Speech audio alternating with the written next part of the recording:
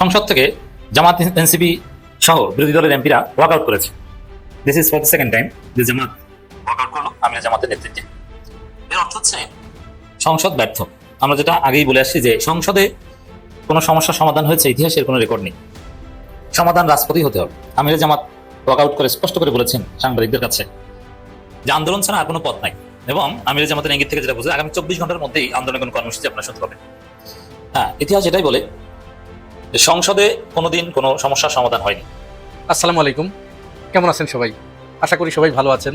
প্রথমেই একটা বিষয়ে একটু প্রতিবাদ জানানো দরকার, প্রচণ্ড প্রতিবাদ জানানো দরকার, এবং এই ব্যাপারে আমার এই ভিডিও যারা দেখছেন তারা প্রত্যেকেই এই ব্যাপারে প্রতিবাদে সরব হওয়া দরকার। কারণ গত পরশুদিন মাদারীপুরের শিবচর থেকে যিনি নির্বাচিত, খেলাফত মজলিস থেকে পীরজাদা নামে যিনি বেশি পরিচিত, এমপি হানজালা, তিনি কিন্তু একজন হাফেজ মানুষ।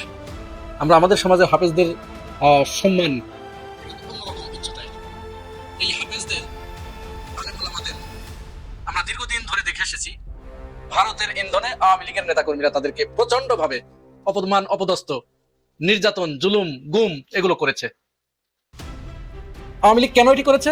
কারণ এদেশের হাফেজ যারা, আলেম যারা, তারা ছিল ভারতের গলার কাঁটা। ভারতের সবচেয়ে আতঙ্ক ছিল তারা। যার কারণে ভারত চিন্তা করেছে যে এদেরকে যদি এখানে বাঁধতে দেওয়া যায় তাহলে এদেশে তারা যে বাজার তৈরি করেছে, তারা যে দালাল শ্রেণী সৃষ্টি করেছে, এই দালালরা ঠিক মতো কাজ করতে পারবে না, আর ভারতের বাজার নষ্ট হয়ে যাবে, তাদের ভাত নষ্ট হয়ে যাবে। তার মধ্যে আবার এই সংসদে বিএনপির ব্রুট মেজরিটি আছে। বিএনপি হাসনাত আব্দুল্লাহর বক্তব্যটা শুনেন, দ্যাটস ভেরি ইম্পর্টেন্ট। সংখ্যাগরিষ্ঠতার ভণ্ডামি, এটাই রিয়ালিটি। সংখ্যাগরিষ্ঠতার ভণ্ডামি দিয়ে এবং সংসদের এখন পর্যন্ত যে কার্যপ্রণালী, বিধি কিংবা সংবিধানের যে নিয়ম, তাতে সংসদ কখনোই জাতির সমস্যার সমাধানের কেন্দ্রবিন্দু হতে পারে না। আমরা ইতিহাস ঘাটলে দেখি এই সংসদ কেন্দ্র করেই ফেসিবাদ কায়েম হয়েছিল। এই সংসদে ফেসিবাদের সমস্ত আইন পাশ হয়েছিল। বাকশাল কায়েম হয়েছিল সংসদে। বাংলাদেশের ইতিহাসে যত খারাপ কিছু সবকিছু সংসদে হয়েছিল। বাকশাল, হাসিনার ফেসিবাদ সবকিছু সংসদে। আর ইতিহাসে যাহা কিছু ভালো সবকিছু রাজপথে। হ্যাঁ, রাজপথে সমস্যা সমাধান, এতে অবশ্যই কিছু নেগেটিভ দিক আছে। আন্দোলন করতে হয়, আর সেই আন্দোলনকে তো আর সরকারি দল চুমু দেয় না। এবং যদি জামাত সত্যিকার অর্থেই জোরালো আন্দোলনের নামে সংসদের উপর আস্থা হারায়, আমির জামাত যেভাবে ঘোষণা দিয়েছেন এই ঘোষণা অনুযায়ী, তাহলে জামাত এনসিপিকে বিএনপি গ্রেপ্তার করতে বাধ্য হবে। তারা প্রথমে দু একটা কর্মসূচিতে বাধা দিবে না, একটা পর্যায়ে বলবে যে এইভাবে রাজপথে কর্মসূচি দেওয়া যাবে না, অনুমতি নিতে হবে। এক পর্যায়ে পুলিশের সাথে ধাক্কাধাক্কি বাজবে, তারপর একটা মামলা দিবে, তারপর 2-4 জন ধরবে। এইভাবে প্রত্যন্ত অঞ্চল পর্যন্ত ঝামেলা ছড়িয়ে পড়বে। তবে এখন পর্যন্ত যেটা দেখা যাচ্ছে, হ্যাঁ ঠিক আছে, আমির জামাত ওয়াকআউট করেছেন। ওয়াকআউট এটা একটা প্রতিবাদ, এবং রাজপথের আন্দোলনের হুমকি দিয়েছেন, এটা অলসো ওয়ান কাইন্ড অফ প্রতিবাদ। যদি এগুলোতে কিছুটা কাজ হয়, জামাত ডেফিনেটলি পিছিয়ে উঠবে। জামাতের উদ্দেশ্য দাবি আদায় করা, জুলাই সনদ বাস্তবায়ন করা। আর বিএনপির উদ্দেশ্য হচ্ছে জুলাই সনদের সাথে প্রতারণা করা। এখন বিএনপি জুলাই সনদ বাস্তবায়নের প্রতিশ্রুতি দিয়েছিল, তারেক রহমান গণভোটের পক্ষে প্রচারণা চালিয়েছেন, সেখানে বিএনপি প্রতারণা করার কথা না, কিন্তু কেন প্রতারণা করছে? এর মূল কারণ হচ্ছে বিএনপি কে ক্ষমতা এনেছে সিভিল মিলিটারি ব্যুরোক্রেসি এবং ভারত আমেরিকা। বিশেষ করে ভারতের কথা রাখতে ভারত এই অ্যাসাইনমেন্ট দিয়ে দিয়েছে যে বাবারা, তোমাদের ক্ষমতা এনেছি, অতীতে জিয়াউর রহমান কিংবা খালেদা জিয়া যাই বলুক না কেন ওটাকে তোমরা ভুলে যাও, ওটাকে অপমান করো, তোমরা আমাদের 72 সংবিধানটা রেখে দাও। দেখেন, 72 সংবিধান থাকলে আওয়ামী লীগ ক্ষমতায় না থেকেও ক্ষমতায় আছে, এটা আপনাকে বুঝতে হবে। আওয়ামী লীগের যে চিন্তা দর্শন সবকিছু বাংলাদেশে বহাল থাকে। এ কারণে বাংলাদেশটাকে যদি নতুন বাংলাদেশ করতে হয়, ফেসিবাদ মুক্ত বাংলাদেশ করতে হয়, আর যদি কেউ ফেসিস্ট করতে না চায় এটা নিশ্চিত করতে হয়, তাহলে 72 সংবিধান বাতিল করতে হবে। এই জায়গায় স্বাভাবিকভাবেই বিএনপির অতি আত্মবিশ্বাস, যেহেতু তাদের ব্রুট মেজরিটি আছে সংসদে। এটা তো আমরা আগে থেকে বলেছি, যতই সিল্লি করেন কোনো লাভ নাই। সংসদের নিয়ম অনুযায়ী জামাত এনসিপি এখানে ধরা খাবে। আর যেহেতু কনফ্লিক্ট, বিপরীতমুখী অবস্থান, বিএনপি যেহেতু ভারতের কাছে তারা ধরা, ভারতের কাছে চুক্তি করা আছে, তারা জুলাই সনদ যেভাবে সাইন হয়েছে, বিএনপি যেভাবে প্রতিশ্রুতি দিয়েছিল জনগণকে কনভিন্স করার জন্য, ওইভাবে বাস্তবায়ন করবে না। এই জন্য জামাতের যেহেতু সদস্য সংখ্যা অত্যন্ত দুর্বল, অনেক কম, এবং বিএনপির মারাত্মক মেজরিটি, অতএব তারা এখানে যা ইচ্ছে তা করবে। এখানে জামাত যদি সত্যিকার অর্থেই কিছু আদায় করতে চায়, তাহলে রাজপথ ছাড়া আর কোনো উপায় নেই। সংসদ বর্জন করুন, রাজপথে আন্দোলন করুন। সংসদ বর্জন ডাজন্ট মিন দ্যাট সংসদ সদস্যদের পদত্যাগ করবেন, সংসদে যাব না, আমরা পুরোটাই রাজপথ, না, এরকম না। রাজপথে আন্দোলন এটা চলতে থাকবে, সংসদে যাবে, সংসদেও কথা বলা চলতে থাকবে।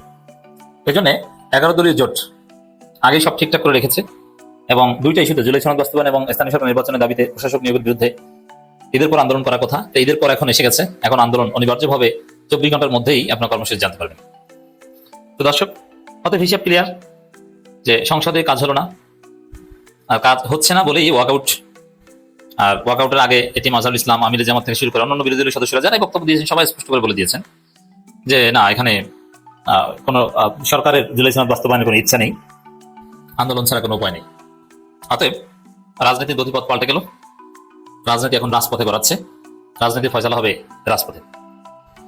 জুলাই জাতীয় সনদ ইস্যুতে জাতীয় সংসদের সিদ্ধান্ত না আসায় ওয়াকআউট করে জামাত আমির ডাক্তার শফিকুর রহমান বলছেন, জনগণ দাবি আদায় আন্দোলন ছাড়া আর কোনো পথ নেই, দ্রুত সিদ্ধান্ত জানাবে 11 দলীয় দল। দ্রুত বলতে 24 ঘন্টার মধ্যে কিছু একটা জানতে পারবেন। এখানে সরকার একটা সিদ্ধান্ত নিয়েছে যে সংবিধান সংশোধনের জন্য সংসদীয় কমিটি করবে, এটা আরেকটা প্রতারণা। সংবিধান সংশোধনের জন্য নতুন কোনো কমিটি করার কোনো প্রয়োজন নেই। নিয়মিত যে কমিটি, সংসদীয় কমিটি, তার মাধ্যমে সংবিধান সংশোধন করা যায়। সংবিধান সংশোধনের কথা তো এখানে জামাত এনসিপি বলছে না, বিরোধী দল বলছে না, তারা বলছে সংবিধান সংস্কারের কথা। অতএব মূল বিষয় তো এক জায়গায় আসতে পারেনি, কিসের সংশোধন? সংস্কার। আর এটা এই সংসদে এইভাবে না, এটা সংবিধান সংস্কার পরিষদের মাধ্যমে হতে হবে। তাও জামাত কিছুটা ছাড় দিত যে সংবিধান সংস্কার পরিষদ ছাড়াও এই সংসদেই আপনি সংস্কার করেন, আমরা মানবো। যদি সংসদে সংস্কার করে এটা ঠিক না, পরবর্তীতে কোর্ট এটা বাতিল করতে পারে, কোনো ব্যাপার না। এবং সংসদে সংবিধান বেসিক স্ট্রাকচার সংশোধন করার কোনো এখতিয়ার নাই সংসদে, যেটা আদালতের এস্টাবলিশ রায়। এবং জুলাই সনদে সংবিধান সংস্কার বিষয়ক যেসব বিধিমালা আছে সেখানে সুস্পষ্টভাবে সংবিধানের বেসিক স্ট্রাকচার পরিবর্তনের কথা বলা হয়েছে, বিএনপি সেটা অ্যাকনোলেজ করেছে। এমনকি বিএনপির 31 দফার মধ্যেও জিয়াউর রহমানের যে পঞ্চম সংবিধানের অনেক কিছু ফিরিয়ে আনার কথা বলা হয়েছে, সংবিধানে আল্লাহর উপর কোন আস্থা ও বিশ্বাস ফিরিয়ে আনার কথা বলা হয়েছে। তো সেই জায়গায় ওটাও যদি বিএনপি সংসদে করে, ওই সংবিধানের আল্লাহর উপর কোন আস্থা বিশ্বাস ওটাও টিকবে না, কারণ ওইটা সংসদ করতে পারে না। তার মানে 72 সংবিধান একমাত্র আওয়ামী লীগ পরিবর্তন করতে পারে। 72 সংবিধান হচ্ছে আওয়ামী সংবিধান, 72 সংবিধান থাকা মানে আওয়ামী লীগ আছে। এই সব তো স্পষ্ট হয়ে গেল যে বিএনপির কোনো কিছু এখানে টিকবে না। 72 সংবিধান বল থাকলে বিএনপি যদি 1000 বার জিয়াউর রহমানের যে দর্শন ফিলোসফি পঞ্চম সংবিধানে ছিল এগুলো আবার ঢুকায়, ওটা সব বাতিল হয়ে যাবে। তারপর 72 সংবিধানে বিএনপি জামাতের কোনো স্টেকই নাই। তো বিএনপি এখানে কেন 72 সংবিধানের পক্ষে দালালি করছে? কারণ হচ্ছে ভারতের কাছে বিএনপি ধরা। আন্দোলন ছাড়া আর কোনো পথ নেই বলে মন্তব্য করেছেন বিরোধী দল নেতা জামাত আমির ডাক্তার শফিকুর রহমান।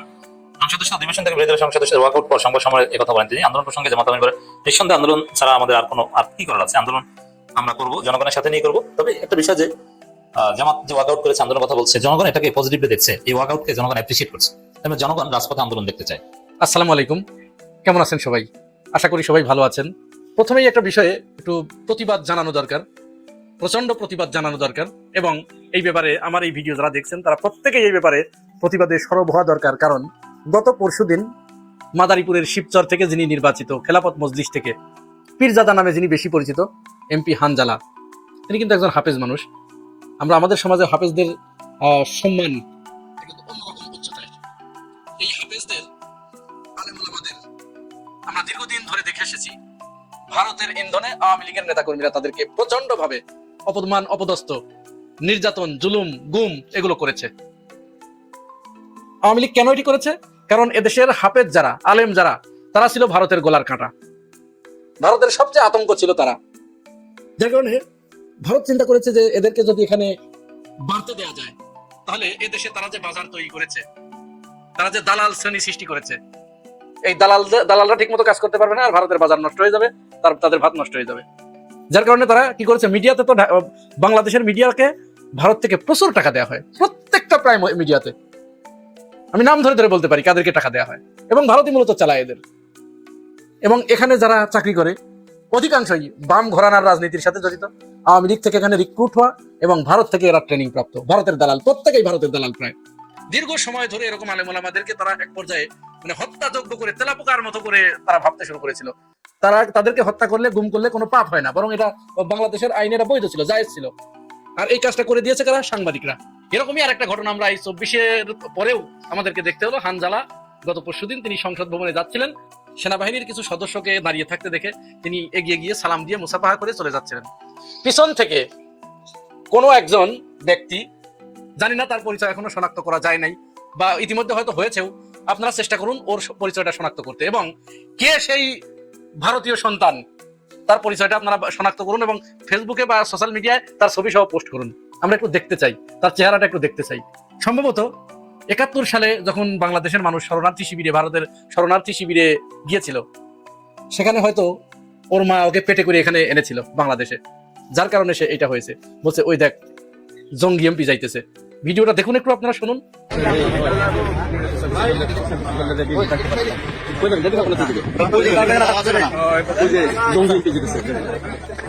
যে এটা বলেছে ও বাংলাদেশের সন্তান নয়, কোনো মায়ের সন্তান নয়, কোনো মানুষের সন্তান নয়। আল মাহমুদের ভাষায় ওকে আমরা বলবো যে ইবলিশের ঔরস থেকে ছিটকে পড়া এক টুকরো আগুনের সন্তান ওরা। কেউ পারলে ওর ছবি সহ ফেসবুকে পোস্ট করেন এবং ধিক্কার জানান। যাই হোক, এবার আমরা একটু আন্দোলনের খবরে আসি। সংসদের ভিতরে বিরোধী দল খুব মনে প্রাণে চেয়েছিল সরকারি দলকে বুঝিয়ে তাদের সাথে আলাপ আলোচনা করে জুলাই সনদকে বাস্তবায়ন করতে, গণভোটকে বাস্তবায়ন করতে। কিন্তু আমরা অত্যন্ত উদ্বেগের সাথে লক্ষ্য করলাম যে তারেক রহমান নির্বাচনের আগে তিনি বেশ কয়েক জায়গায় গিয়ে দলীয় নেতাকর্মীদেরকে বললেন যে তোমরা হাতে ভোট দিবা। তিনি তার নেতাকর্মীদেরকে উদ্বুদ্ধ করলেন। যদিও বিএনপির অনেক নেতাকর্মীকে আমরা শুনেছি তারা নাতে ভোট দিতে বলেছে, কিন্তু তারেক রহমান বেশ কয়েক জায়গায় বলেছেন যে হাতে ভোট দিন। হয়তো তারেক রহমানের এই কথার প্রতি মানুষ আস্থা রেখে পরে ভোট দিয়েছে বিএনপিকে।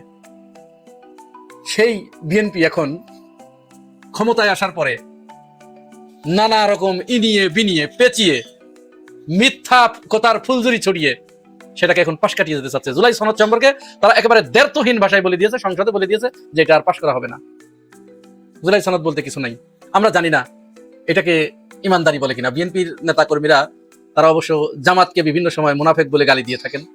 জামাতকে তারা বলেন যে মুনাফেকির রাজনীতি করে। তো জামাতের ওইটা যদি মুনাফেকি হয়, তাহলে এই যে সরাসরি জনগণের সাথে জনগণকে বলা হলো হাতে ভোট দাও, আর জনগণের ভোট নিয়ে সেটাকে এখন পাশ কাটিয়ে যাওয়া হচ্ছে এবং সংসদে বলা হচ্ছে এটা তারা পাশ করবে না। এটা নাই, গণভোট বলে কিছু নাই, সংস্কার পরিষদ বলে কিছু নাই, ওগুলো তারা মানবে না, কিচ্ছু মানবে না। তারা একেবারে পরিষ্কার করে বলে দিয়েছে। আন্দালিব রহমান পার্থের কথা অনুযায়ী সেটা বোঝা গেছে। সালাউদ্দিন আহমেদ তো দীর্ঘদিন ধরে বলেই যাচ্ছে। সুতরাং এটা বিরাট ইমানদারির লক্ষণ, সবচেয়ে বড় ইমানদারির লক্ষণ এটা। এখন বিএনপির কেউ কেউ সালাউদ্দিন আহমেদকে বিরাট কিছু ভাবতে শুরু করেছে। বলছে সালাউদ্দিন আহমেদের সাথে বিরোধী দলের 68 জন পারবে না, এক সালাউদ্দিনই যথেষ্ট। সালাউদ্দিন আহমেদ এই সেই। হ্যাঁ ভাই, এটা আপনিও চেষ্টা করেন, আপনিও হতে পারবেন। কারণ চোখে মুখে মিথ্যা কথা বললে আপনাকে কে হারাবে? আপনি 1000 জন মানুষের সামনে একটা কথা বলেই বলবেন যে আমি বলি নাই, না আমি বলি নাই। আপনার চোপায় তো আল্লাহ 2খান হার দিছে। এই হার 2খানের অনেক বড় মূল্য। আপনি যদি বলেন যে এটা বলি নাই আমি, প্রমাণ কর আমি কোথায় বলেছি, প্রমাণ দেওয়ার পরেও বলবেন না ওটা আমার ভয়েস না, ওটা তো এআই দিয়ে বানানো। যখন ফ্যাক্ট চেকার বলবে যে এআই দিয়ে নয় এটা আপনার, তখন বলবো ওই সময় আমি হুঁশে ছিলাম না। আপনিও বলতে পারবেন। আপনি চেষ্টা করেন। যারা সালাউদ্দিন আহমেদকে খুব প্রশংসা করছেন, কিন্তু সালাউদ্দিন আহমেদ তার নিজেকে কোথায় নামিয়ে ফেলেছেন ইতিমধ্যে, এইটুকু বোঝার ক্ষমতা যদি আপনাদের থাকতো তাহলে আপনারা এই কথাগুলো বলতেন না। ভাই, মিথ্যা দিয়ে অনেক বড় আওয়াজ করা যায়, মিথ্যা কথা বললে অনেক বড় আওয়াজ করা যায়। এই বিষয়ে তো সংসদে কোনো আলোচনাই হবার কথা নয়। এখানে স্বাক্ষর করেছে তো বিএনপি, তাহলে আবার কেন আলোচনায় আনা হলো? আবার আইনমন্ত্রী বললেন যে ঠিক আছে এই বিষয়ে আমরা আলোচনা করব। তাহলে আপনি ওখানে মদিনা সনদ রাখেন, ওখানে রুশো রাখেন, ওখানে এই রাখেন সেই রাখেন, কেন রে ভাই? এখন এত কিছু এখানে কেন? এটা যখন স্বাক্ষর করেছিলেন তখন কি বুঝে শুনে স্বাক্ষর করেছিলেন না? নাকি ওই হাফিজউদ্দিন আহমেদের ওই কথাই সত্য যে জনগণ ভোট দিত না, এই জন্য জনগণের ভোট নেবার জন্য পরিষ্কার করে বলেই দিয়েছে? এটাও তো মনে হয় বিরাট ইমানদারের কথা না, ইমানদারির লক্ষণ, তাই না? আবার ছাত্র শক্তির কেউ কেউ দেখছি জামাত আমিরকে সমালোচনা করছেন। জামাত আমির নাকি সংসদে সরকারি দলের সাথে মিলে তারা সংবিধান সংস্কার পরিষদের আলোচনা চেয়েছেন। ওই যে মুলতবি প্রস্তাবটা করেছিলেন যার উপরে আলোচনা হলো।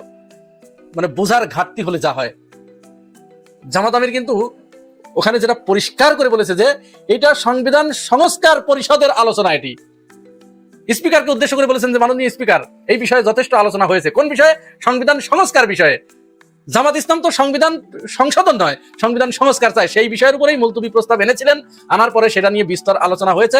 যখন সংসদে সরকারি দল এটাকে ল্যাপস করে দিল, তখন জামাত আমির কি করলেন? আজকে তারা কিন্তু ওয়াকআউট করেছে বিরোধী দল। বলেছেন না, যেহেতু তারা জনগণের সাথে প্রতারণা করলেন, গাদ্দারি করলেন, সুতরাং আমরা জনগণকে সাথে নিয়ে রাজপথে এর সমাধান হবে। আগামীকাল থেকে আন্দোলনে যাচ্ছে 11 দল। বারবার জামাত ইসলাম বলে আসছে যে আমরা সংবিধান সংশোধন নয়, আমরা এসেছি এখানে সংস্কার পরিষদ গঠন করে সংবিধানের আমল পরিবর্তন করতে। ছাত্র শক্তির কেউ কেউ না বুঝে এটার সমালোচনা করা শুরু করেছে যে না তিনি সংবিধান সংশোধনের কথা বলছেন। কোথায় দেখেছেন ভাই? আগে একটু জানেন, একটু পড়েন, মূল বিষয়টা জানার পরে, ডিটেলস জানার পরে তারপরে এগুলোতে মন্তব্য করতে হয় বা সমালোচনা করতে হয়। তো বিএনপির লোকজন কোন জায়গায় কাকে প্রশংসা করতে হবে এটুকু তারা এই বোধটুকু তাদের নাই। সালাউদ্দিনের এই স্ট্যান্ডবাজিকে সুপার জোরে তিনি যে একটা অসত্যকে এখানে প্রতিষ্ঠিত করতে চাচ্ছেন, বিতর্ক উস্কে দিচ্ছেন, এটা তো বিতর্ক এখানে কিছুই করার বিষয় না, এটা তো আলোচনার বিষয় ছিল না। সেইখানে তিনি ইনিয়ে বিনিয়ে এখান থেকে একটু ওখান থেকে একটু এনে এনে এটাকে একেবারে পুরা বিতর্কিত করে ফেলেছেন। আইনজীবীরা যা করে, তিনি কিন্তু উকিল মানুষ, উকিলদের কাজই হচ্ছে এটা। একটা একেবারে জলজান্ত সত্য একটা ঘটনাকে দেখেন না, আবু সাইদকে বলা হচ্ছে যে আবু সাইদের হাতে তো লাঠি ছিল, মানে এটাকে বিতর্কিত করার পাই তারা আর কি, যেটা মানবো না, যার কারণে ওইটাকে বিতর্কিত করতে হবে। এরকম মানে এই ধরনের কাজেই তারা প্রশংসা করে। আরেকটা জিনিসে তারা প্রশংসা করছে, খুব ভাইরাল করার চেষ্টা করছে যে জাইমা রহমান, প্রধানমন্ত্রীর মেয়ে, তিনি ভিআইপি লাউঞ্জে, সংসদের ভিআইপি লাউঞ্জে যখন সবাই আলোচনা করছে সংসদের ভিতরে, তখন তিনি গভীর অধ্যয়ন করছেন, এটি ভালো। তো এইটাকে প্রশংসায় আপনি ভাসাচ্ছেন, তেলাইয়ে একেবারে শেষ করে দিচ্ছেন। দুদিন আগে বিএনপির অফিসের সামনে যে ছেলেটা এসে অফিসের ভিতরে ঢুকতে না পেরে কান্না করতে করতে, তার কান্না কি দেখেছেন? আপনার হৃদয় পর্যন্ত পৌঁছায় নাই, আপনার হৃদয় গলে নাই, ওইটা গলাতে পারে নাই। এই বিষয়ে কই আপনাদের কোনো উচ্চবাচ্য দেখলাম না। ছেলেটা যে তার দলীয় পার্টি অফিসের ভিতরে ঢুকতে না পেরে এইভাবে কান্না করে এখান থেকে ফিরে গেল, তখন কি আপনারা আপনাদের এই যে তেল নাকি ওখানে কোনো স্বার্থ নাই? ওইখানে তেল মারলে পরে তো আপনার সাদাবাজি করতে পারবে না। আপনি যে সাদাবাজি করেন ওইটা তো আপনার কেউ পাশে এসে দাঁড়াবে না। ওই ছেলের তো ক্ষমতা নাই আপনাকে সহযোগিতা করার। আপনি তো প্রধানমন্ত্রীকে বা তার পরিবারকে আপনি তেলাচ্ছেন, কারণ আপনার উদ্দেশ্য আছে। আপনি যে চাঁদাবাজি